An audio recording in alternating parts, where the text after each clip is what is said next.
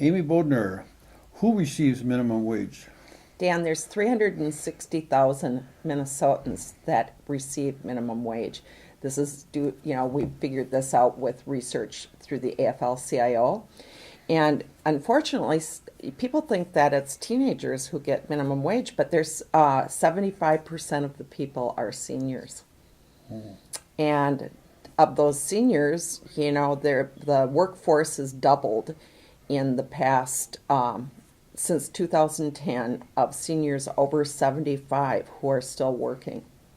Okay. And in the state of Minnesota, we have a new minimum wage law. How is that being put into effect? Well, as of August 1st, the minimum wage went up to $8 per hour. And by 2016, it'll be up to $9.50, and then it will be indexed for inflation. And that's very important because, as we know, everything's been going up. So the inflation piece is very, very important. Now, what difference does it make, Amy, to the rest of the economy that we have a higher minimum wage in Minnesota? Well, minimum wage workers are more apt to be spending their money in the grocery store and on rent and groceries.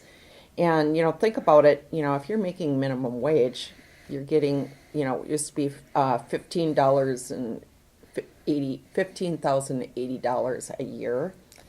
And now it's up to $16,260. And that's not a huge increase, but that money is spent more on expendable goods out in the community. And if you're wealthy, you're not going to be spending, you might be putting money into your IRA or whatever, but these people are the hardworking people who are actually, fueling our economy.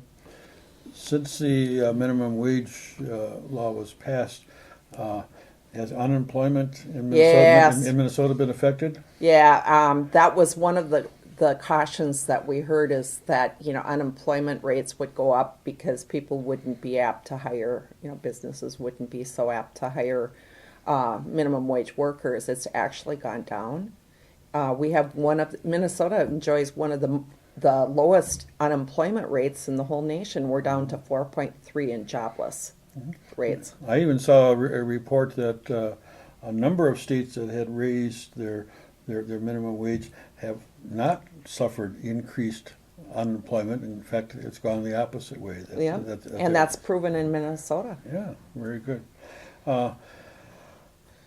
How did this minimum wage law get passed in Minnesota? It was the hardworking men and women of the AFL-CIO who got behind this, and we realized that workers are in need of a decent wage, and we've extended that out not only to union members but to all workers. And the respect and dignity that comes with making enough to live on is just unfathomable to most people.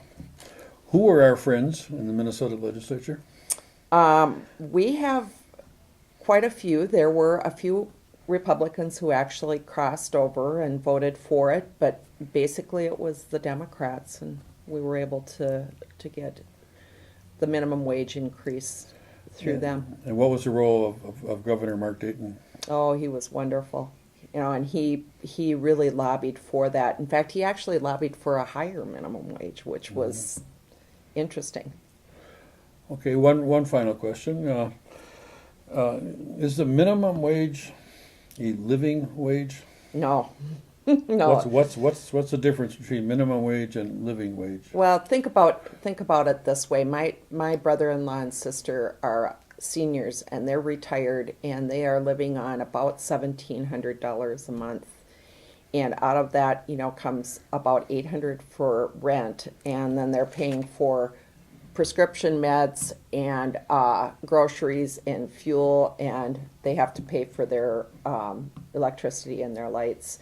They're not wealthy people, and basically what they're living on is a minimum wage. And at 74, my sister really would like to find some part-time work in order to supplement that. And I think that that's really telling. I mean, we're talking about hunger with seniors. We're talking about, people not having enough to pay for their prescription meds or pay their supplemental insurance, and it's a struggle.